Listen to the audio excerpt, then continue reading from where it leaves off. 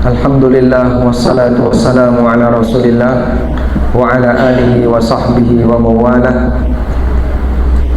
Wa ashhadu an la ilaha illallah wahdahu la syarikalah wa ashhadu anna Muhammadan abduhu wa rasuluh sallallahu alaihi wa ala alihi wa sahbihi wa man tabi'al huda ila yaumil qiyamah. Alhamdulillah, pagi ini kembali kita lanjutkan kajian sebulan yang lalu. Sekarang kita mau bahas aurat, ya, aurat wanita. Pada pertemuan sebelumnya kita telah menyinggung tentang tingkatan aurat wanita. Ada 4 tingkatan. Yang pertama, masih ingat ya? Dicatat lagi, nanti catatannya double. Anda itu bawa buku catatan berapa? Satu untuk semua pelajaran. Kayak anak SMK pas nakal dulu ya. Matematika, fisika, bahasa Arab campur jadi siji. Terus itu pun nggak ditata ya, dicampur-campur kan ya. Jadi kayak gaduh-gaduh. Nah itu kalau mau dipelajari agak sulit. Tapi nggak ada masalah.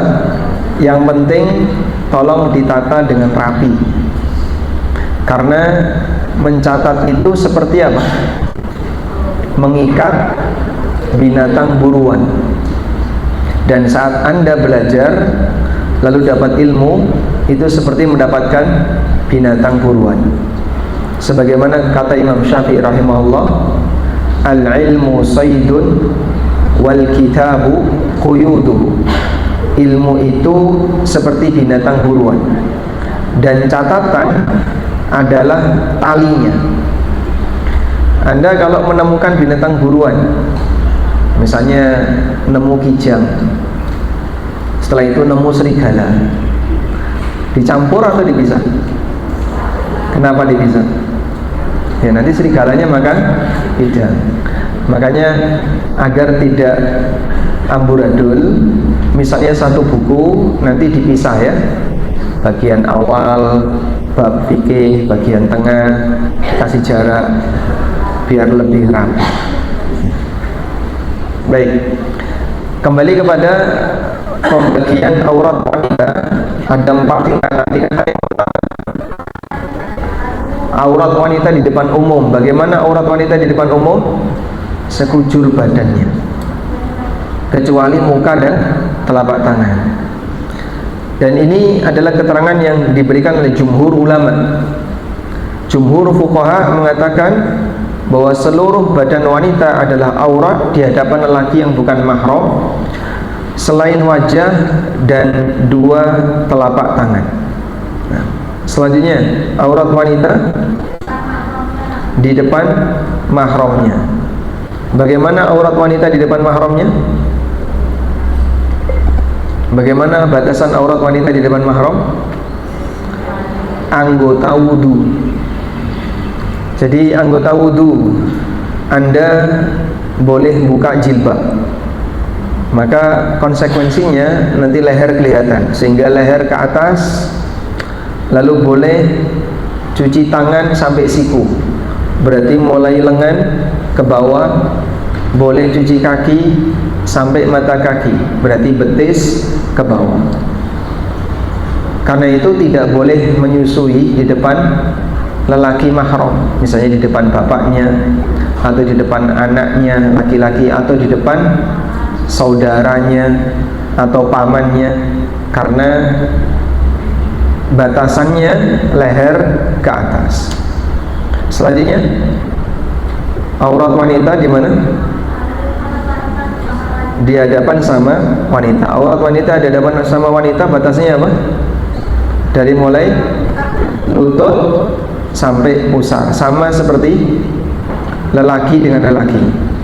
Sehingga kalaupun pijit itu tidak boleh sampai membuka paha, karena yang seperti ini bagian dari aurat walaupun di hadapan sama wanita.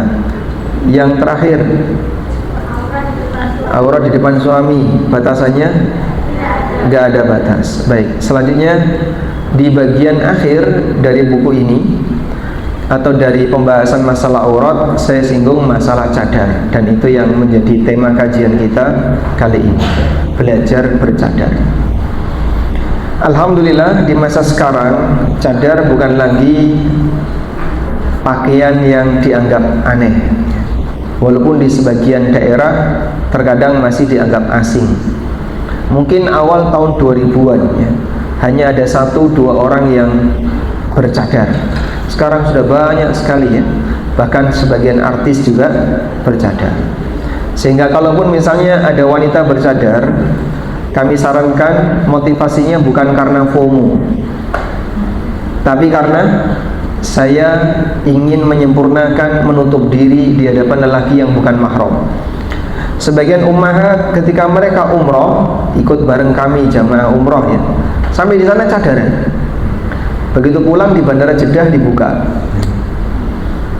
Kenapa kok ketika di sana cadaran? FOMO. Jadi banyak sekali yang bercadar, ikut-ikutan cadaran.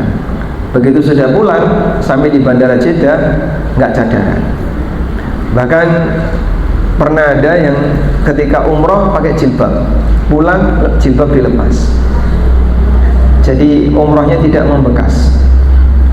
Maka jangan terlalu jauh untuk bisa mengatakan umroh yang mabrurah atau umroh yang diterima, karena kenyataannya banyak sekali orang yang terkadang dalam melakukan umroh masih banyak kekurangan yang dia lakukan. Baik, sekarang kita lihat bagian berikut ini. Bagaimana dengan cadar?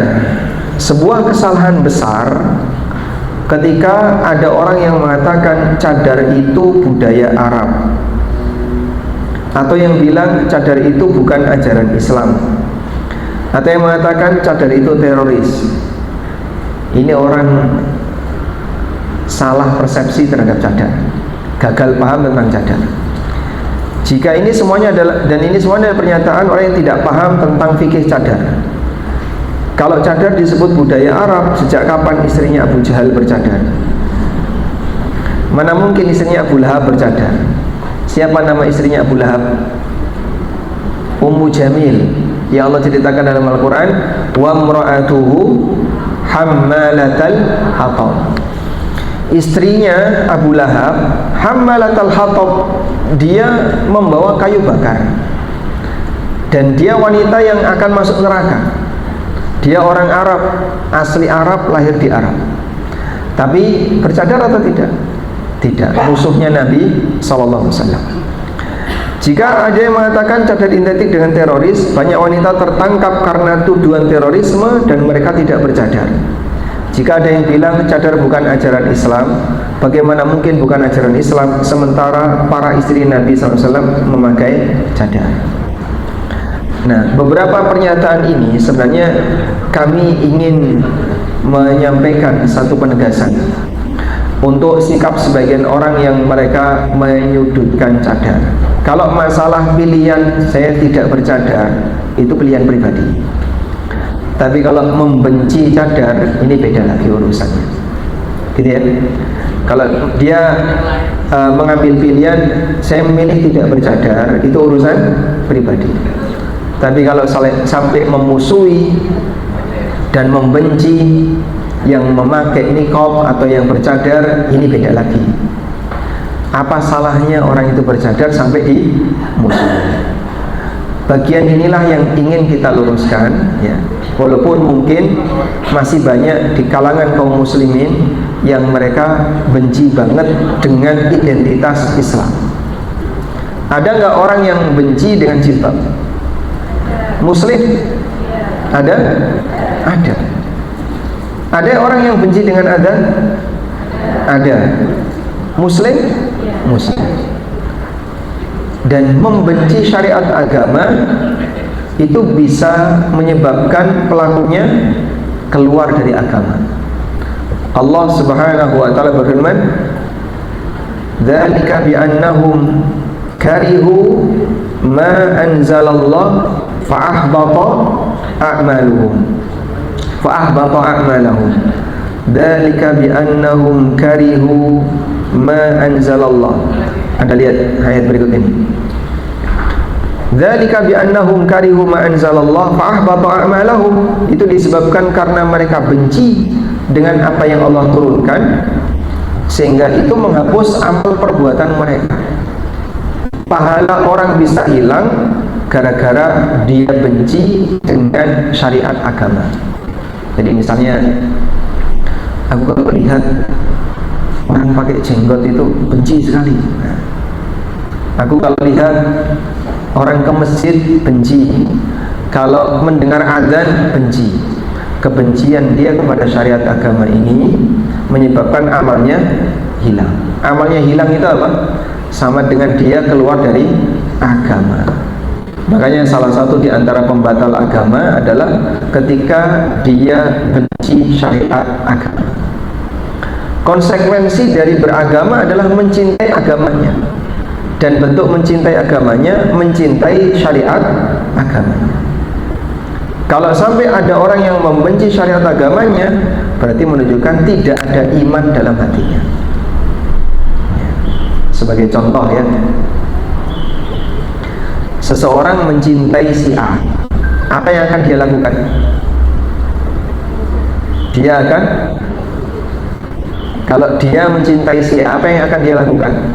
Misalnya ibu-ibu cinta nggak dengan suaminya? Oh, kayaknya kurang, nggak semangat, nggak boleh jawab tidak jujur ya untuk kali ini. Mencintai suaminya atau tidak? Apa yang akan Anda berikan untuk suami ketika Anda mencintai suami? Makanan yang Anda suka atau makanan yang disukai suami? Yang aku suka ya? Sehingga suami dipaksa untuk makan yang disukai istri, atau istri memaksakan diri untuk makan yang disukai suami? Dua-duanya, berarti dapur dua.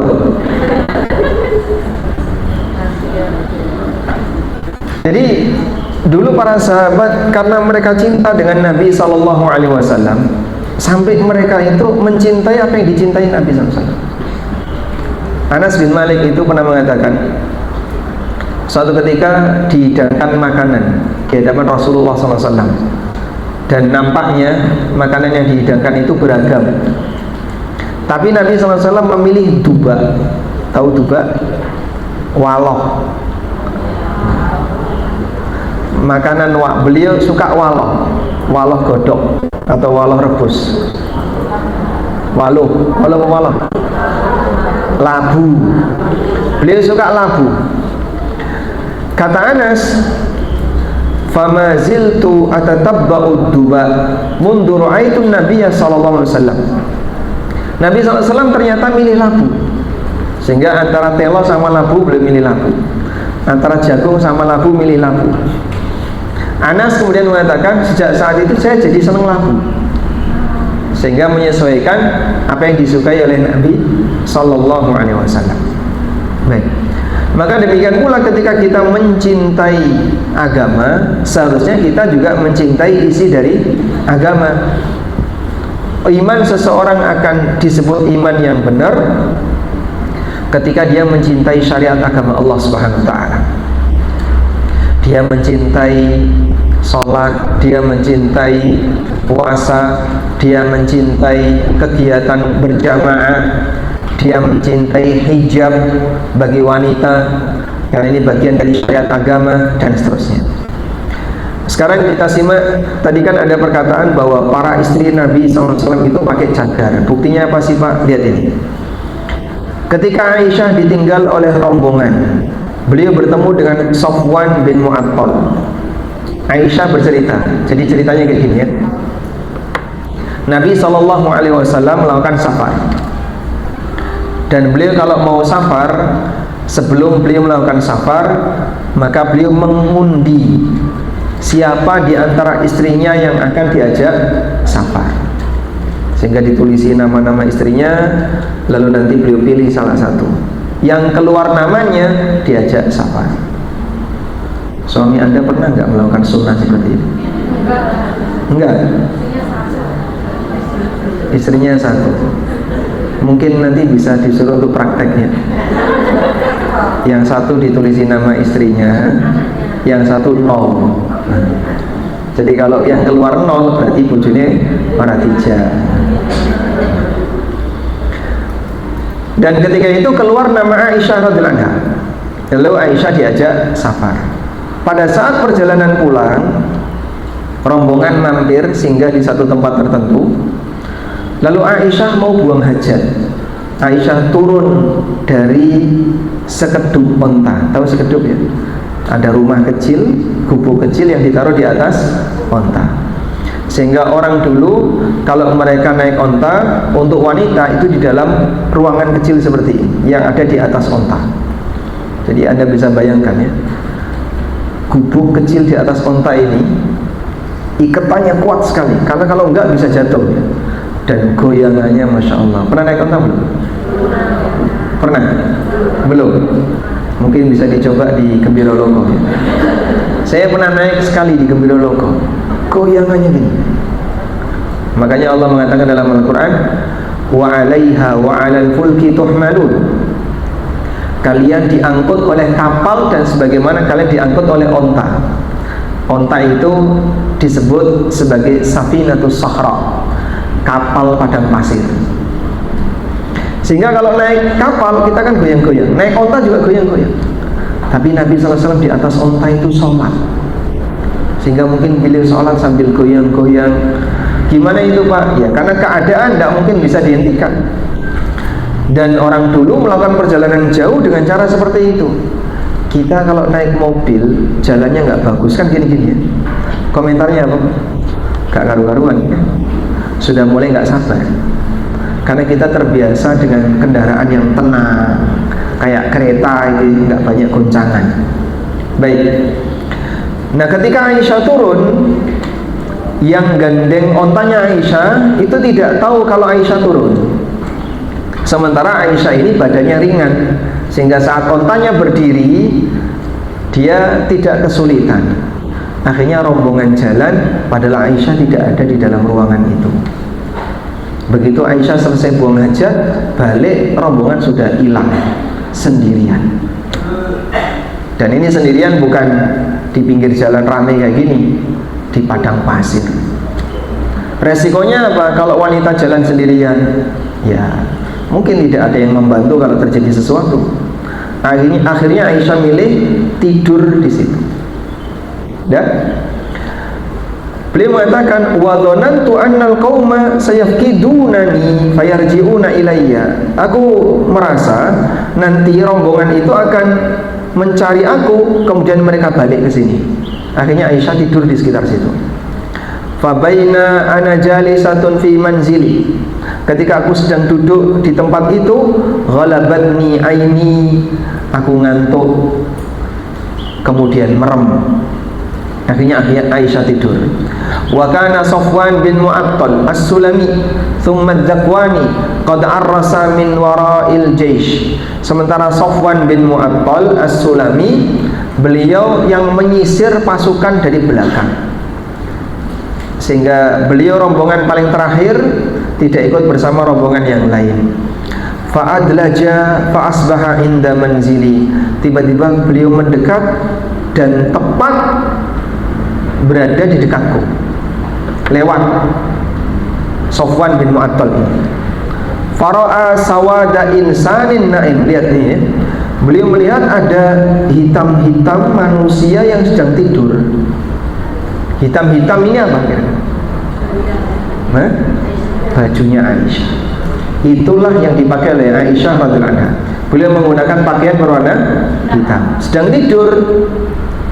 Fa'atani, kemudian beliau mendatangiku. Fa'arafani hina ra'ani wa kana yarani qabla ayyudraba alayya al-hijab. Lalu beliau melihatku dan beliau mengenaliku ketika beliau melihatku, dan beliau pernah melihatku sebelum ada kewajiban hijab.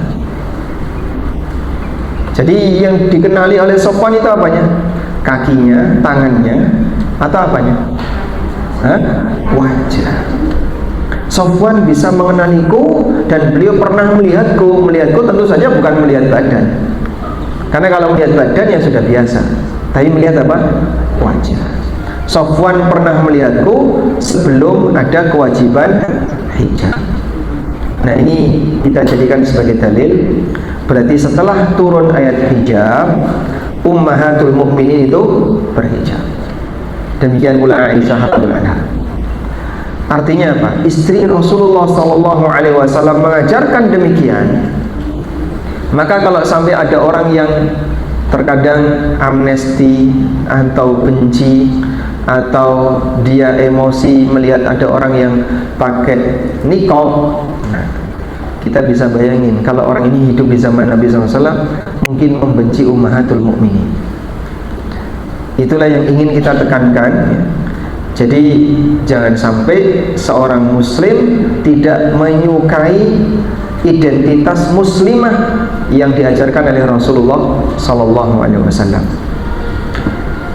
Fastaiqattu bistirja'ihi hina arafani. Begitu Safwan melihat Aisyah, dia langsung mengucapkan inna lillahi wa inna ilaihi raji'un. Aku pun terbangun mendengar istirja beliau hina arafani, ketika beliau melihatku. Istirja itu apa? Apa yang dimaksud dengan istirja? Kalimat inna lillahi wa inna ilaihi raji'un. Fa khammartu wajhi bijilbabi. Aku pun langsung menutupi wajahku dengan jilbabku. Begitu Safwan mengucapkan inna lillahi wa inna ilaihi raji'un, Aisyah langsung terbangun karena wajahnya terbuka, langsung ditutupi. Berarti wanita ketika itu, muslimah mukminah ketika itu gimana? Menutup wajah. Wallahi ma kallamani kalimatan wala sami'tu minhu kalimatan ghaira istirja'ihi. Demi Allah, beliau sama sekali tidak mengajak bicara aku, dan aku tidak mendengar satu kata apapun selain suara istirja yang beliau ucapkan saat melihatku. Penghormatan Safwan bin Mu'attal kepada Aisyah radhiyallahu anha itu sampai Safwan tidak ngajak bicara Aisyah. Karena apa? Menghormati Aisyah. Disinilah ketika seorang lelaki menghormati seorang wanita, dia tidak akan mengajak bicara. Berarti ketika suami Anda kok diem, cool, dingin, nggak ngajak bicara, itu sedang menghormati istrinya. Gitu kan? Ya. Ini berlaku bagi siapa?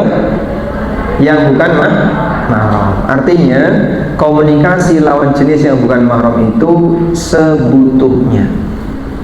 Sehingga jangan terlalu sering ngobrol, jangan terlalu sering bicara dengan lawan jenis, terutama yang tidak dibutuhkan. Apalagi kadang melalui WA ya. Gimana kabarnya malam ini? Ngapain? Sama seperti pagi tadi. Besok pagi, gimana kabarnya pagi ini? Sama seperti tadi malam. Subhanallah. Lalu komunikasi itu sampai pada titik yang nggak penting-penting dibahas, dan ini bisa berbahaya ya.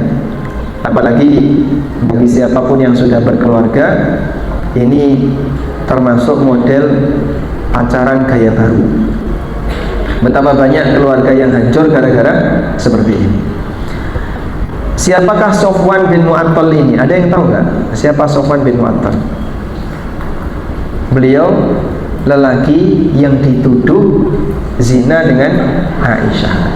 Begitu sampai di Madinah, kok Aisyah dituntun sama seorang lelaki yang masih muda, sementara beliau sendirian, tidak ada sahabat yang lain, sehingga cuma berdua masuk Madinah, langsung digoreng sama orang munafik, sehingga berita itu dijadikan sebagai alat oleh orang munafik untuk menghancurkan kehormatan rumah tangga Nabi Sallallahu Alaihi Wasallam.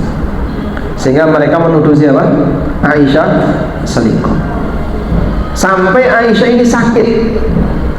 Kok bisa Pak? Beban mental yang tinggi itu bisa menyebabkan orang jadi down. Ketika Aisyah itu down, jatuh, stres, sakit, hingga beliau demam. Ketika beliau sakit, berita itu masih gentayangan di kota Madinah, sehingga beliau sendiri dalam posisi sakit sambil menangis. Nabi SAW kebingungan karena tidak ada bimbingan wahyu. Apa sikap yang harus aku lakukan? Sampai beliau pernah bertanya kepada Zainab, Zainab, salah satu istri Rasulullah SAW, Zainab bintu siapa? Zainab bintu Jahash. Zainab bintu Jahash ditanya oleh Nabi SAW, wahai Zainab, menurut kamu sebaiknya sikap apa yang harus aku lakukan kepada Aisyah? Anda kebayang nggak bagaimana jawaban Zainab? Kalau wanita zaman sekarang, jangan lama-lama itu, udah cut. Ya kan ini pesaingnya, madunya. Tapi subhanallah, Zainab tidak mengatakan demikian. Apa yang dikatakan oleh Zainab? Ya Rasulullah, inni ahmi lisani wa sam'i. Ya Rasulullah, aku menjaga lisanku dan pendengaranku. Zainab tidak mau dengerin berita gaduh, berita tentang kehormatan orang lain, tidak mau dengerin. Jangankan komentar, dengerin saja tidak mau. Beliau menjaga lisan dan pendengaran. Padahal kita kalau misalnya ya sedang dapat berita berkaitan dengan kehormatan orang lain, berita tentang keluarga ustadz dan seterusnya, pengen lihat enggak? Nah, yang ramai di medsos itu, pengen. Kenapa pengen lihat? Ada yang posting apa, ada di komentarnya kan ada tulisan tuh, komentar angkanya 327. Itu pengen nunjuk ini komentar, pengen di klik komentar, klik. Nah, ada banyak sekali komentar. Baca komentar itu terasa nikmat atau tidak? Walaupun Anda tidak ikut komentar, berarti Anda mungkin ikut dalam majelis ghibah di medsos. Sikap yang benar gimana Pak? Ini masalah keluarga orang. Kamu tidak punya kepentingan, ya sudahlah, tinggalkan saja, itu bukan kepentingan kamu. Sehingga mohon maaf, terkadang rumah tangga orang digoreng di medsos, kemudian diikuti sama yang lain, lalu komentar-komentarnya dibacain, ada ditambahin. Subhanallah. Yang ikut komentar berarti dia ikut tidak menjaga lisan, yang baca komentar tidak menjaga pendengaran. Kalau sudah ada seperti ini, sebaiknya ditinggalkan. Apalagi berkaitan dengan keluarga gurunya misalnya. Salah satu resiko kalau orang itu dikenal banyak orang apa? Apa resikonya? Ya, privasinya diganggu. Privasinya itu diganggu. Sehingga kadang ada orang yang kepo, pengen tahu, pengen ngerti apa sih yang dilakukan oleh Ustadz A, apa yang dilakukan oleh Ustadz B, urusanmu apa? Sampai ada yang nyari berapa istrinya Aminur Bais. Kok golek kayak ini gitu? Kan tercatat itu di Google ya. Ini mesti jamaah JIH ya. Hah? Enggak. Subhanallah. Itu ngapain gitu? Jadi orang kepo sampai padahal yang urusanmu itu apa? Ustadz Fulan dicari, siapa nama istrinya Ustadz Fulan, dicari keluarganya, anaknya berapa. Kamu gak ikut ngerawati kok. Subhanallah. Nah, kembali ke sini. Model berita-berita viral seperti itu yang Anda tidak punya kepentingan, tinggalkan. Nabi SAW mengajarkan, min husni islamil mar'i tarkuhu ma la ya'ni. Bagian dari tanda baiknya seseorang adalah meninggalkan sesuatu yang tidak, dia nggak punya kepentingan di situ. Kalau Anda tidak punya kepentingan, tinggalkan dan jangan ikut terlibat. Keterangan Aisyah ini menunjukkan bahwa beliau terbiasa mengenakan tutup wajah ketika keluar rumah. Beliau biasa menutupi wajahnya. Demikian pula keterangan Aisyah tentang aneka larangan haji. Nabi SAW menyebutkan di antara larangan bagi wanita yang ihram adalah memakai niqab, pakai cadar. Makanya kalau ihram niqabnya dilepas. Lalu bagaimana praktek yang dilakukan oleh para istri Nabi SAW ketika ihram? Jadi kalau dulu satu onta ditunggangi oleh satu orang atau dua orang. Sekarang kan satu kendaraan ditunggangi banyak orang ya. Misalnya satu mobil 5 orang. Dulu satu kendaraan satu orang atau 2 orang. Ya. Sehingga ketika berjalan di padang pasir yang demikian luas, onta itu berjejer. Di atas itu ada ummahatul mukminin, ada istri-istri Rasulullah SAW, dan mereka melakukan perjalanan dari Madinah menuju Mekah. Jaraknya berapa? 450 kilo selama kurang lebih 7 hari dulu ya. Memakai ikhram itu selama 7 hari baru perjalanan saja. Nanti sampai di Mekah, kemudian melakukan tawaf, sa'i, tahallul, baru ganti baju untuk yang laki-laki. Anda bisa bayangkan ya, kira-kira nyaman apa Pak? Ya mungkin sangat tidak nyaman, tapi itulah ujian. Sekarang saja misalnya jamaah diminta, Anda kalau haid sampai di Mekah tolong bertahan di hotel. Nah terus gimana Pak? Karena belum tahallul dilarang pakai sabun wangi, mandi nggak boleh pakai sabun wangi. Aku nggak betah ya Pak, aku nggak betah. Kok nggak betah gimana? Ini cuma hitungan, cuma 3 hari 4 hari. Dulu itu sampai sepekan itu perjalanan saja, belum kegiatan nanti di sana.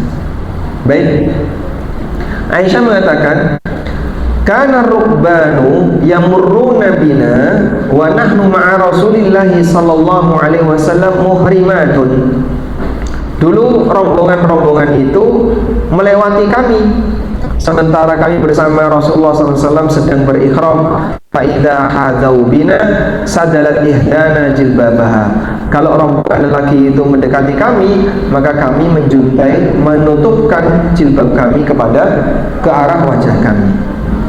Min ra'siha ala wajhiha, dari kepalanya ke wajahnya, sehingga kain jilbabnya ini dipakai untuk nutupi mukanya. Fa'idha jawazuna kashafna, begitu mereka sudah berlalu, maka kami kembali membuka wajah kami. Seperti itu kebiasaan ummahatul mukminin. Adanya larangan berniqab bagi wanita ketika ihram menunjukkan bahwa niqab adalah pakaian mereka sehari-hari, sebagaimana lelaki pakai baju, hanya saja saat ihram dilarang untuk dipakai. Sehingga sekali lagi dalam hal ini bahwasanya kebiasaan sahabiyat termasuk juga kebiasaan ummahatul mukminin, mereka adalah orang yang menutup wajahnya. Selanjutnya kita akan melihat kepada pendapat para ulama tentang niqab bagi wanita. Berikut beberapa keterangan ulama madhab tentang niqab. Saya sebutkan 4 madhab ya. Pertama, ulama madhab Hanafi. Ada keterangan yang pernah disampaikan oleh Ibnu Nujaim. Ibnu Nujaim dalam buku beliau Audatul Hijab, boleh mengatakan, wa fi fatawa Qadhi Khan, dalam fatwa Qadhi Khan disebutkan, wa dallatil mas'alatu ala annaha la takshifu wajhaha lil ajanib min ghairi daruratin. Masalah ini menunjukkan bahwa seorang wanita tidak boleh membuka wajahnya di hadapan laki-laki yang bukan mahram kecuali dalam keadaan darurat. Seorang wanita tidak membuka wajahnya di hadapan lelaki yang bukan mahram kecuali dalam keadaan darurat. Dan ini kesimpulan dari mazhab mana? Hanafiyah. Hanafi ini lebih banyak di mana? Arab itu Hambali, Hanafi itu India, Pakistan, Bangladesh. Itu kebanyakan madhabnya Hanafi. Kemudian juga yang negara-negara Zakhstan ya, Kazakhstan, Tajikistan dan seterusnya, stan itu ya, pasar stan itu, nah itu madhabnya Hanafi. Berikutnya madhab Syafi'iyah. Al-Baydawi pernah menyebutkan, fa inna kulla badanil khurra aurah, seluruh badan wanita merdeka adalah aurat. Wanita merdeka artinya bukan budak. La yahillu li ghairi zauj wal mahram, tidak halal bagi selain suami dan mahram an-nadharu ila syai'in minha illa li daruratin, untuk melihat bagian manapun dari wanita kecuali dalam kondisi darurat. Selanjutnya keterangan Asy-Syaukani, beliau menukil dari Ibnu Ruslan, ittifaqul muslimin ala man'in nisa'i ay yakhrujna safiratil wujuh.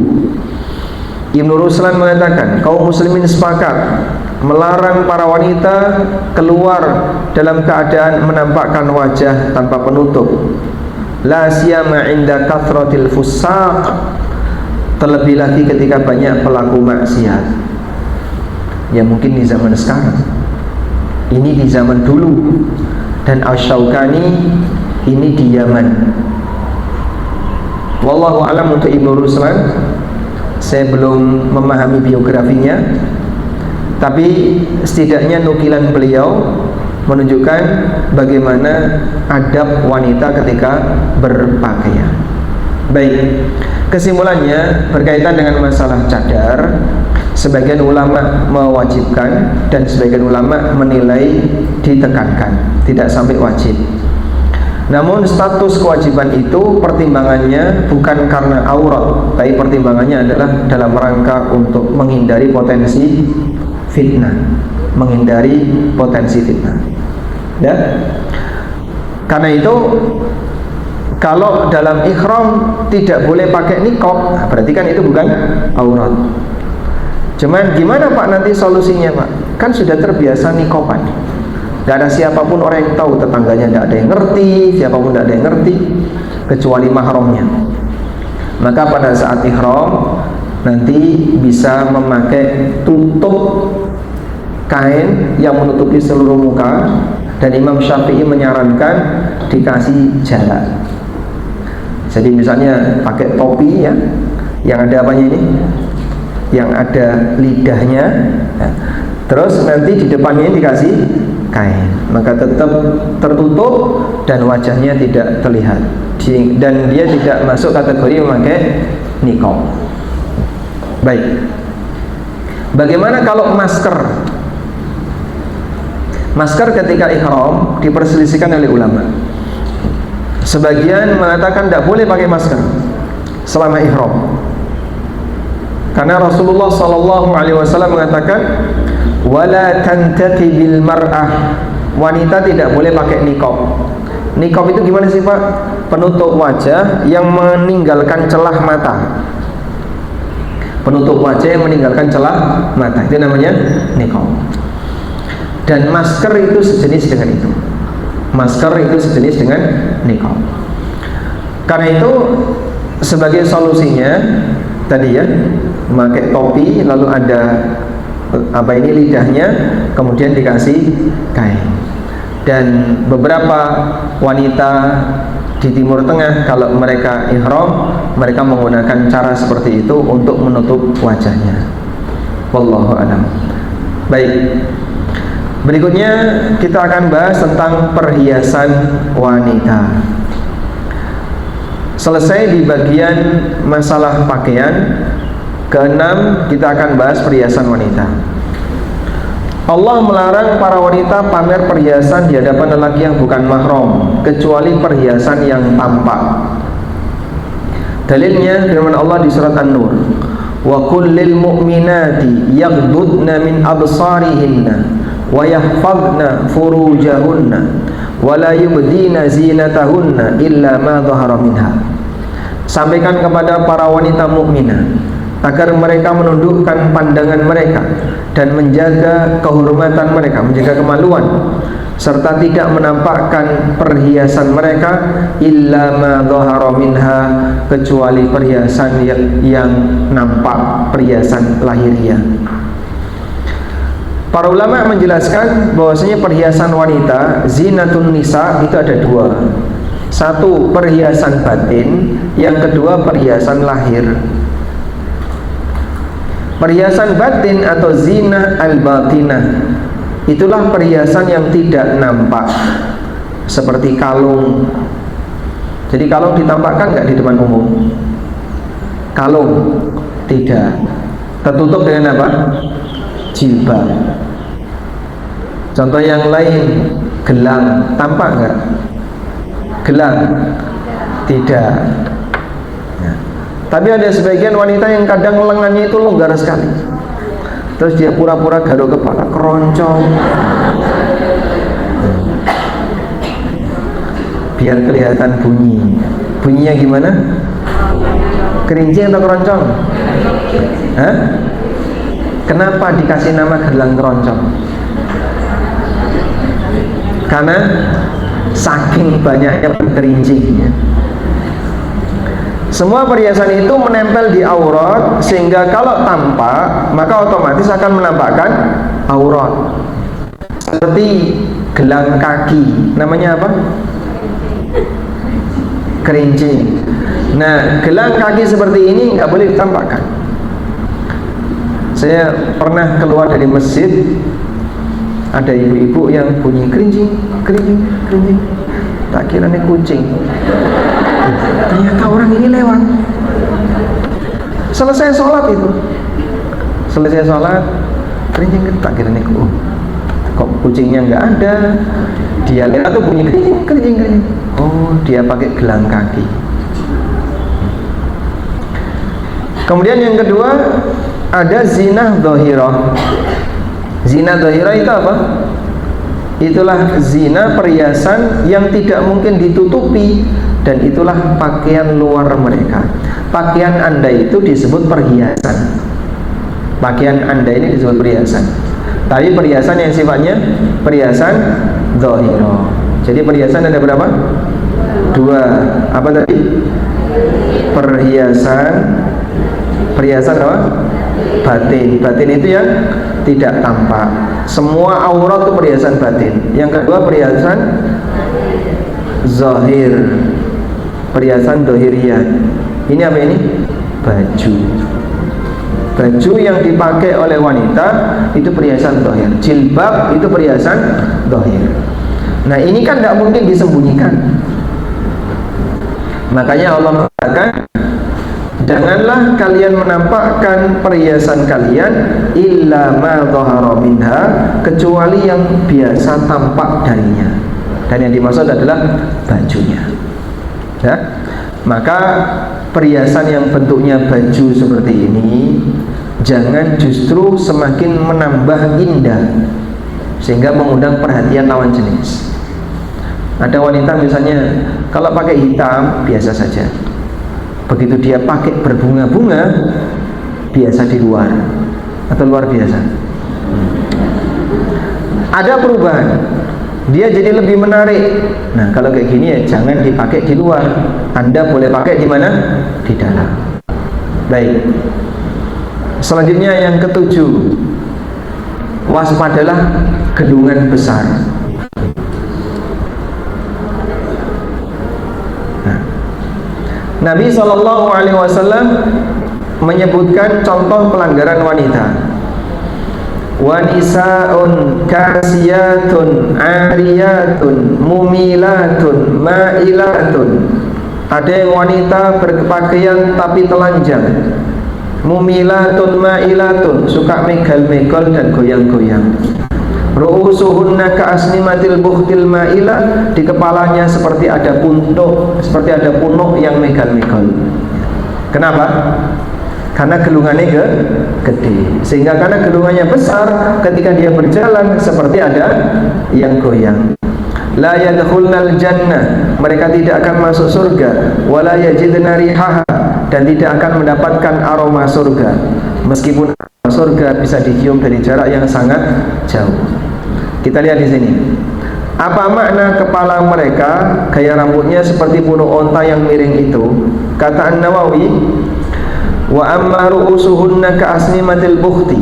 Adapun maksud kepala mereka seperti punuk onta bukht, maknanya adalah mereka membesarkan kepala mereka dengan kain penutup sorban atau benda lain yang dililitkan di kepala.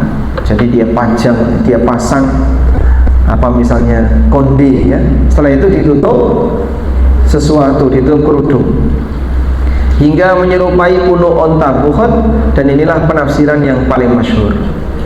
Lanjut keterangan An-Nawawi, waqtaral qadi annal ma'ilat tamshatnal mishtah al-maila. Al-Qadi memilih pendapat bahwa yang dimaksud dengan ma'ilat adalah wanita yang megal-megal, adalah mereka yang menyisir rambut dengan gaya al-mashtah al-mila. Gelungannya itu dibuat besar, yaitu mengepang rambut-rambut kecil, kemudian mengikatnya ke atas dan mengumpulkannya di tengah kepala hingga tampak seperti punuk onta. Gaya seperti ini sempat tren tahun berapa itu? Itu pernah ya? Sehingga jendol dhuwur, kadang diunggah no munggah gitu. Atau jendol nguri terus munggah ke belakang. Dulu kan sempat tren ya. Alhamdulillah tren itu hilang. Kalau itu bertahan, ini persis seperti yang pernah diisyaratkan Nabi SAW. Ada wanita yang dikutuk oleh Rasulullah SAW sampai beliau sebut gak bakalan dapat gandane swarga. Aroma surga saja dia dijauhkan, apalagi untuk masuk surga. Nah, kira-kira materi seperti ini bagi wanita itu cocok gak diberikan? Atau masih banyak yang keberatan untuk menerima? Keberatan. Kenapa mereka keberatan? Karena mungkin bertabrakan dengan kebiasaan. Sehingga kita belajar untuk mengenal apa yang boleh dan yang tidak boleh untuk kita lakukan. Karena kalau kemudian kita melakukan pelanggaran dalam keadaan tidak ada kesadaran kalau itu melanggar, seperti ada orang sakit tapi dia nggak sadar kalau dirinya sakit, akibatnya ragelem priksa. Tapi kalau dia sakit dan dia sadar aku sakit, pengen sembuh nggak? Pengen. Kalau pengen sembuh, mendekatlah ke majelis ilmu. Insya Allah penyakit itu akan disembuhkan dengan cara mendengarkan nasihat. Selanjutnya, ada kelonggaran untuk wanita tua. Wanita tua itu usia berapa? Lihat keterangan berikutnya. Wal qawaidu minan nisa'il lati la yarjuna nikahan. Para wanita yang sudah lanjut usia, yang tidak punya harapan untuk nikah. Tidak punya harapan untuk nikah itu sudah tidak menarik, sudah tidak bisa menarik tarik tambang. Artinya apa? Tidak ada lelaki yang tertarik untuk dia. Usia berapa Pak kira-kira Pak? Saya masih menjumpai ada wanita usia 60 sekian tahun pengantin baru. Banyak ya? Berarti kan 60 itu belum tua ya? Belum. Jangan ngaku tua kalau usianya masih 30-an, 40-an, 50-an, 60 itu masih ada yang tertarik untuk menikahi. Itu jamaah kami sama-sama ikut kajian Rabu pagi di Masjid Purwosari. Yang laki-laki usianya 80, yang perempuan usianya 60. Nikah saat pandemi. Ya, tapi belum dikaruniai anak ya. Qadarullah. Oh sudah nggak bisa? Tidak bisa? Sudah menopause?